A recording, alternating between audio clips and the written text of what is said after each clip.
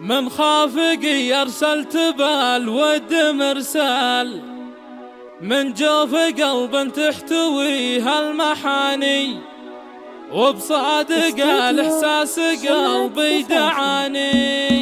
من خافقي ارسلت بالود مرسال، من جوف قلب تحتوي هالمحاني، وبصادق الاحساس قلبي دعاني. صدقت اللي بالغلط ترجح جبال، دوام حياتي واخت عمري وزماني. بنت الحسب ومعربات عم وخال، ام عبد الله بنت الرجال الميامين. لك يا ام عبد الله اكتب امثال وامثال، وهديتها بالحب اسمى المعاني. جاتك بتقدير وجزيل امتناني، يا بنت شيخ للنواميس خيال، من حظ طيبه لك نصيب ومكاني. مواقفك تشهد ولك بالفخر جال، واللي هقابك طال افضل الاماني. الطيب اساسك والوفاء علم وفال، مواقفك يمي دفاها احتواني. يا سيدة كل النساء مالك مثال، ام عبد الله بالمجد لك عالي شاني. تقلب غلا والدين واخلاق وخصال، عدت مراسم وجمال الغواني. مبروك فرحة عيالك رؤوس الابطال، مبروك يا ام عبد الله تاج الحساني. واختامها يلا عسى